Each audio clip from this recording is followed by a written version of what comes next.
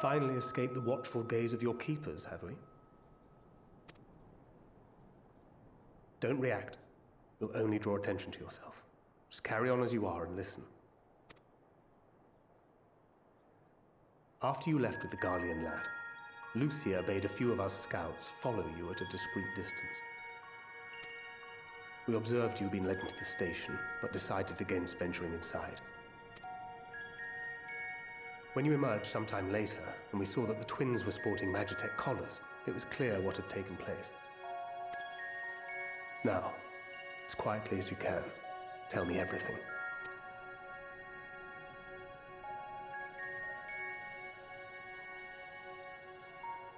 The Legatus himself, eh? Now there's a surprise.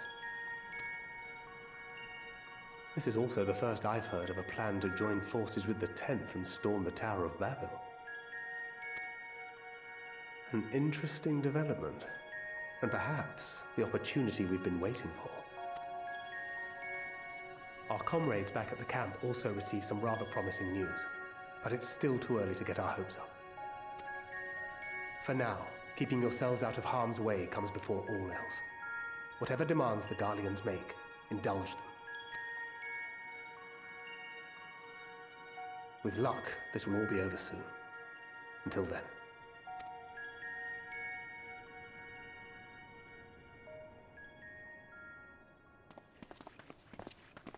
They had not gone far. We searched high and low, but no luck, I'm afraid. I might have guessed you'd be the only one to find anything. I wasn't expecting much to begin with. Eventually, there will be nothing left out here for us to safely salvage. For now, this will have to suffice. We should return to the station.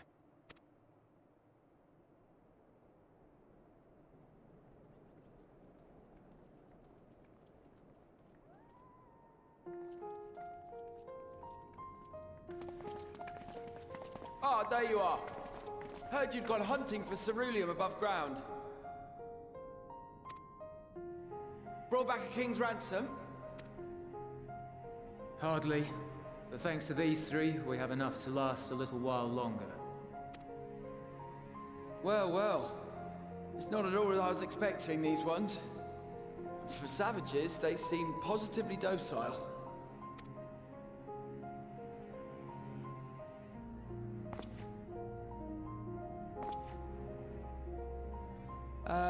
It's a poor attempt at humor. In all honesty, I'm grateful for your efforts. But even with another night of warmth, there are those among us who may not live to see the morrow.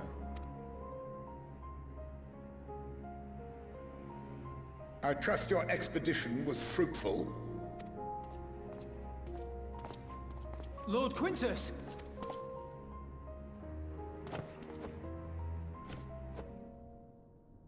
Use what you procured to refuel the armor.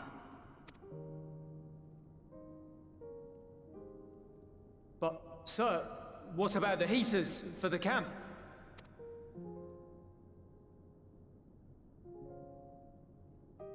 The time for action is upon us.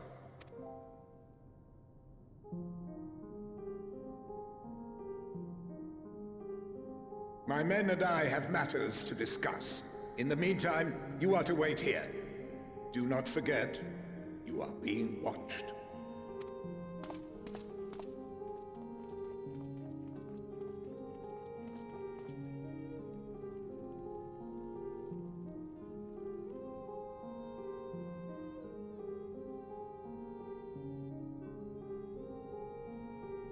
The time for action.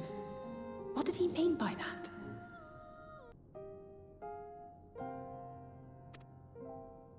I can only speculate. Clearly something requiring their magitech, given what we just heard.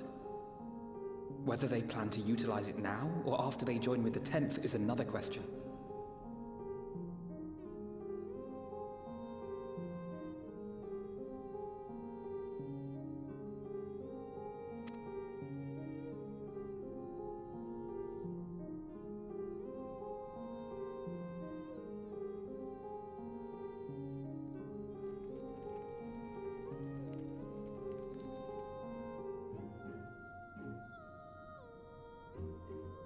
Will they ever escape this cult?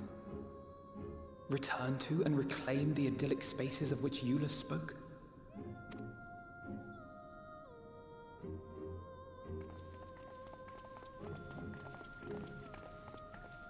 Finished your war, Council?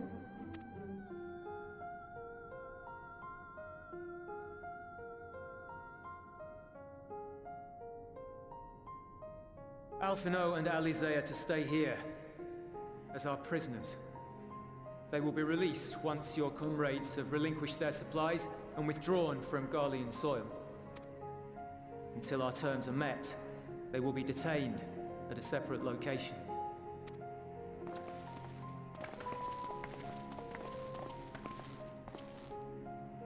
After everything we've said and done, this is how you treat us. Our allies have but limited supplies.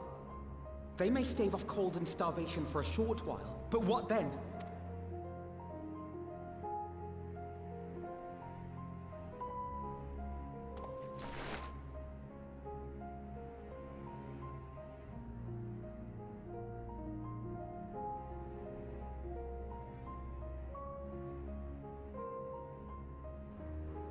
For now, keeping yourselves out of harm's way comes before all else.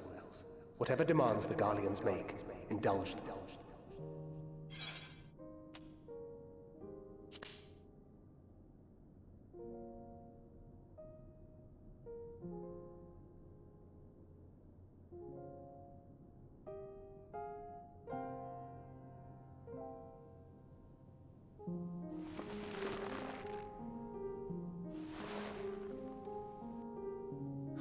Get them out of here.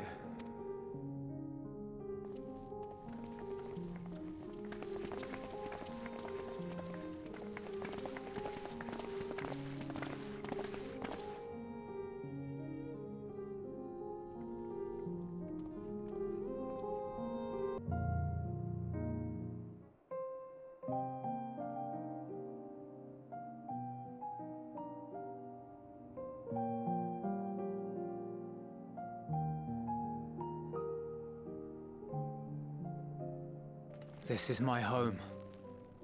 Our home. At least it was, until that night. I was with Lord Quintus when the capital fell, and thus spared. My family, who did not own a radio, were less fortunate. When dawn came, I made my way here. My parents, my little brother and sister, they were still inside. But they weren't themselves, and they tried to. And I had to.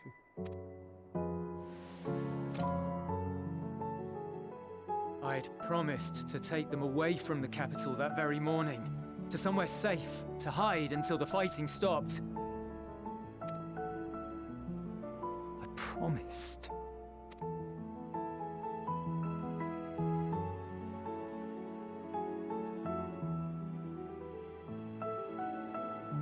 The Garlean flag bears a chain, the bonds between our countrymen. A red link at its center, the blood of the fallen. Our loved ones who lived and died for Garlemald.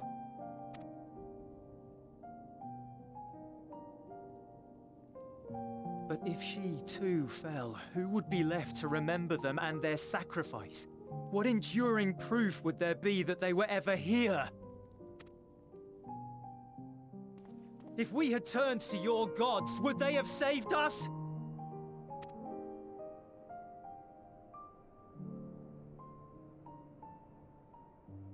I'm sorry, forget I spoke. We should go.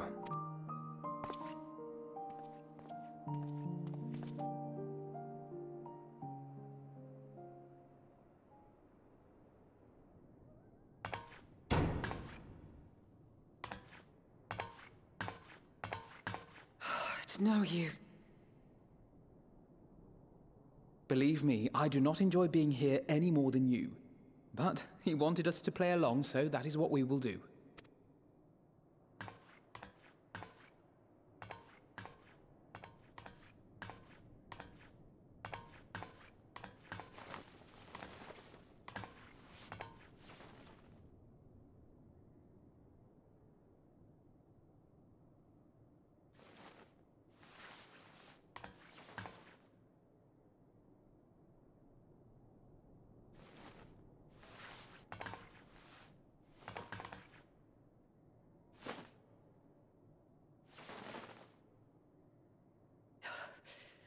so cold. Painfully so. Unbearably.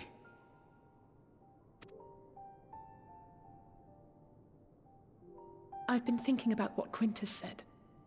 About why no one would accept Garlean rule. Irreconcilable differences. When coexistence isn't an option, only conquest remains. Varys at Gimlet said much the same. Only by uniting the world beneath a single standard would we rid ourselves of the Ascians. United as one people, one race cleansed of imperfections, a cold and unforgiving vision. And when we fail to live up to their standards, what place is there for us in their world? But the truly sad, truly frustrating thing is how damnably similar it all is to the lofty ideals of Father and the Forum. Non-intervention. Always non-intervention. Protect our knowledge and our people, and to hells with the rest of you. And yet, I can see how it happened. Varys and Father looked to their elders for guidance and took their virtues as their own. But for this world was of their making. In who else could they place their trust? All of us lost in a sea of chaos, searching desperately for purpose and meaning. But it shouldn't just be an extension of another's. It has to be ours. It has to be. We all have a stake in this world. No one should be silenced.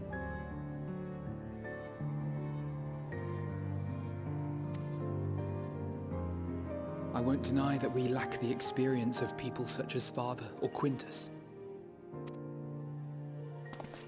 Perhaps they've come to see the world as a series of problems, and the most efficient way of solving them, to reduce everything to fundamental forms.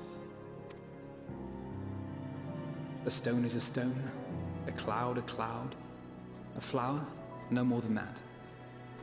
Simple descriptions that strip the subject of distinguishing characteristics. A man is a man, divided according to race, creed, or allegiance, and to some, defined by such associations. Is that what you think? In my misbegotten youth. But what I believed wisdom was no more than aggressive ignorance.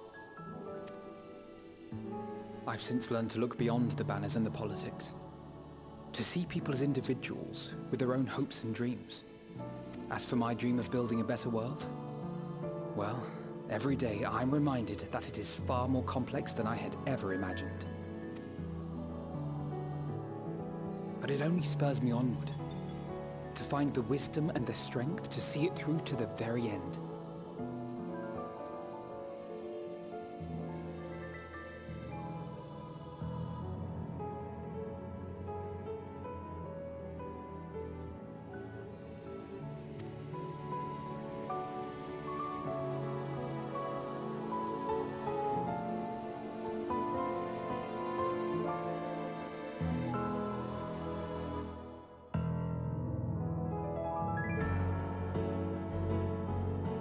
All of our supplies and an immediate withdrawal. These are your conditions? Demands. And you forgot about the airship. Once again, you will leave one behind. It will be used to return the prisoners. Their collars will be removed prior to the exchange.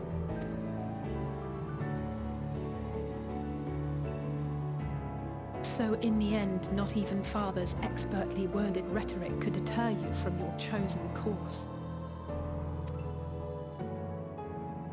Huh? Not that I thought for a moment that it would. I've no love for violence, of course, but ours is a cause worth fighting for. I just wish he'd realize it too. Sometimes the only way to protect the ones you love is to take a stand. To refuse to suffer in silence. I want you to know I share your conviction. Whether it be on the battlefield or in the debating chamber, I won't back down. I guess what I'm saying is...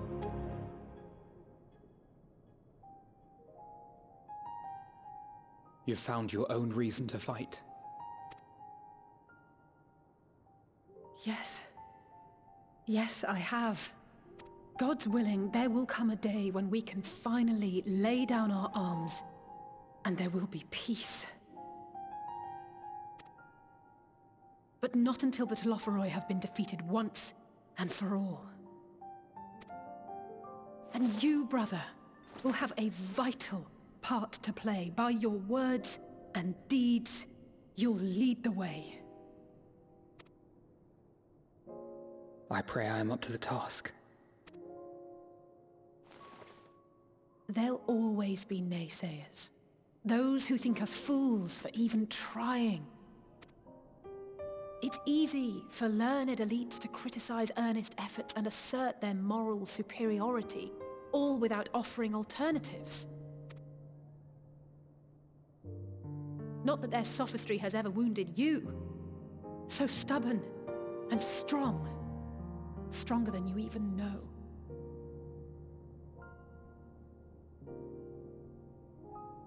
Don't ever change, you hear me? If you stumble, I'll be there to catch you. Or give you a thick ear. Maybe both, for good measure.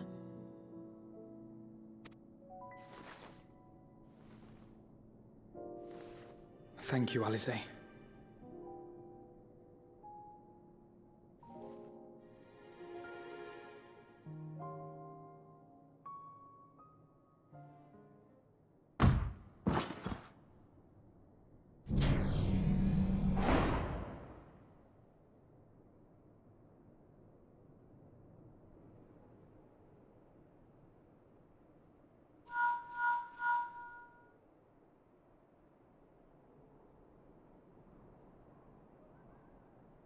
The scouts have secured Alice and Alphino. Their collars were removed without complication as well. They report no casualties, not for their party nor the guards, who will wake from their premature slumber in due course.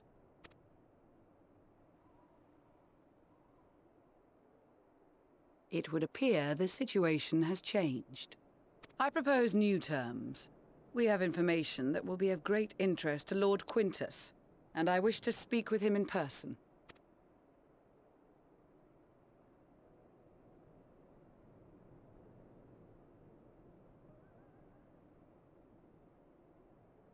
No.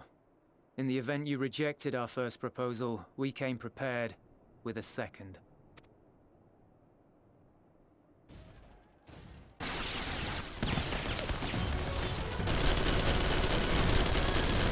Ambush!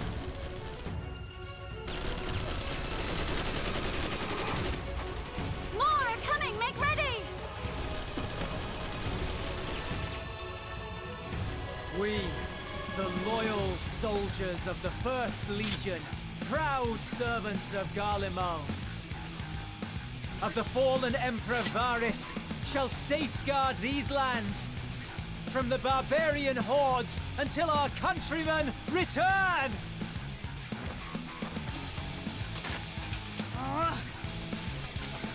Stop! Both of you!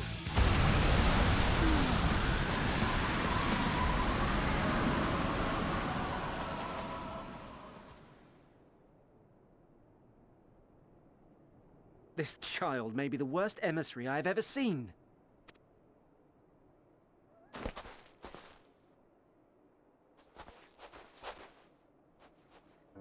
We received an urgent communication from the Grand Company of Eorzea. Envoys from the Imperial Army, led by members of the 10th Legion, came to Alamigo and requested an audience. They explained that their efforts to coordinate the reclamation of the capital with the aid of the 4th, 5th, 8th and 12th had ended in failure. Communication between most legions has broken down entirely. Most of the 10th's conscripts have deserted, leaving their forces severely depleted. That is why, unable to continue the fight on their own, they and their allies turned to the Grand Company of Eorzea for aid. Lies.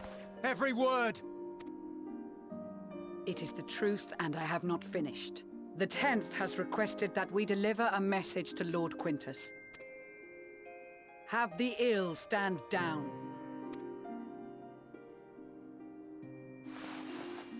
You have been listening, my lord?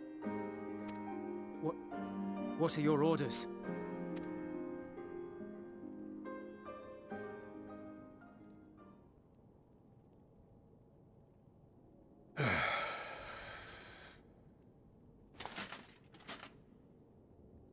Inform her that we will honor the 10th's decision.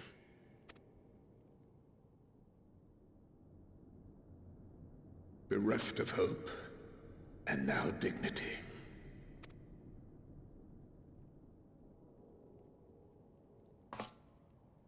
I release you from your duty.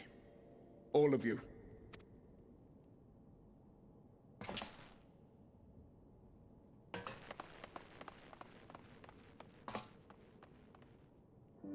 I take solace, your radiance, in the knowledge you are not here to witness our debasement. 'Twas a grand, glorious dream we shared.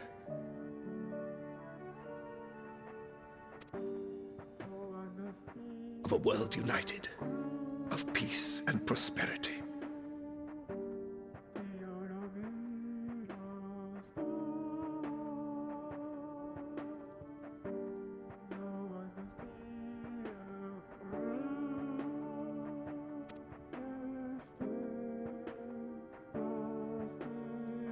We are ghosts, you and I, memories of days gone by.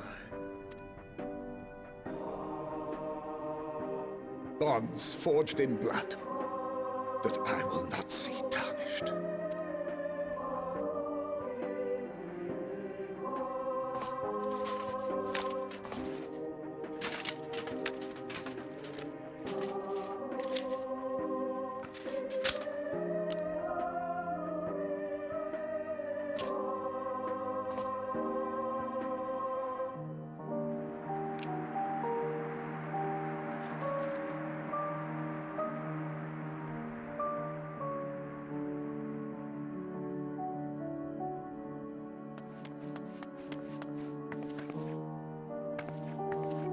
Quickly!